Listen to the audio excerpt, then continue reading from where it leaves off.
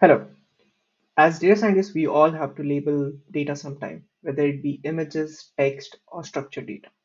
So in this video, we'll be going over how you can build a labeling tool that you can use yourself or share with anyone to label some data.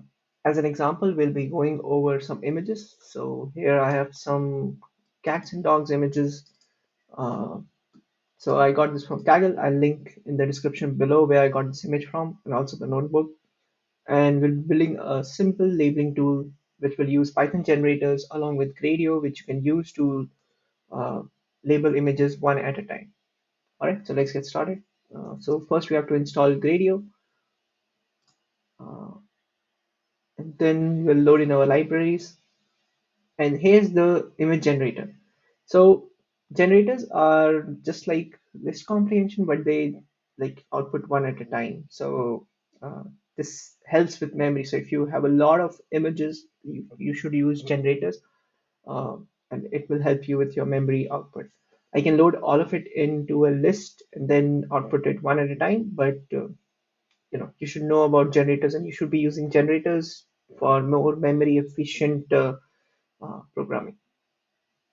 So the generator just takes all the file names in this directory, and it yields the file name and the image array.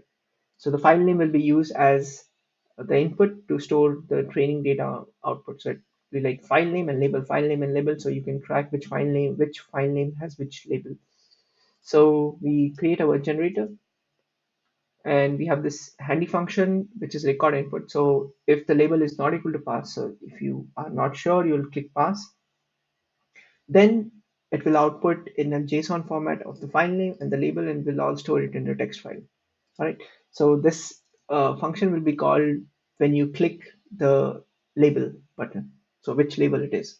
And the start function just returns the file name and the image from the generator, because uh, with Gradio at the start in the image box, there is no default image. So you need to load an image. So when you click start, an image gets loaded from the generator, and then you can start your labeling.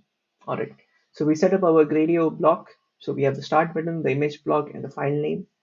And then in a separate row, we have the dog button. So if the image is a dog, you click the dog button, the cat button, and the pass button if you don't know what the label is. And each of the button will call the record input function when you click it.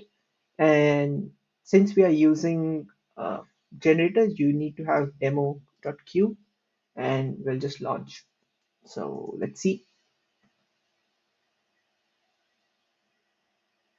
All right, it should be loading up any minute. Yep. So as you can see, no images here. So we'll start our labeling process.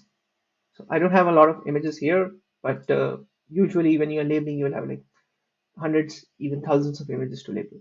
And as you can see, this is a cat. So we'll just label this as a cat. And you'll see here that an output.txt has been created, which has the file name and the label as cat.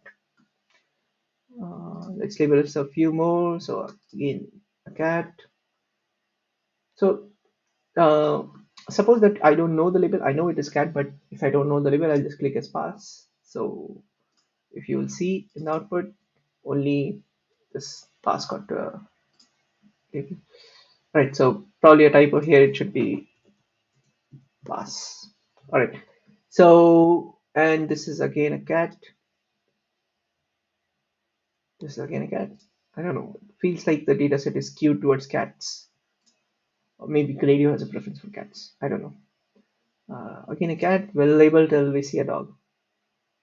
Again a cat. All right, so we see our first talk. Now, I think you get the idea. You can use these blocks, you can replace these blocks with like a data frame block or a text block, and you can uh, change the labels here as buttons or like text input to make labeling a lot more easier and user friendly. And this will allow anyone to label your data. You can even share the links or deploy it on Hugging Face Spaces. A video on how you can deploy your app on the Spaces. So this just makes labeling data a lot easier in my opinion. All right, thanks for watching. Do like and subscribe.